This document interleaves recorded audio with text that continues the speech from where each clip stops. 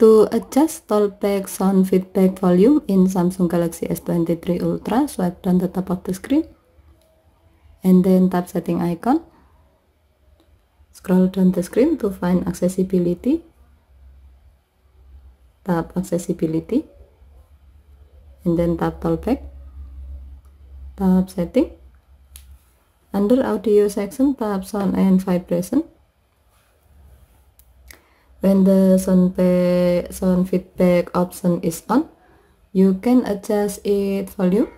To do so, tap sound feedback volume and then select the desired volume level. As the example, we will select 75% of speech volume.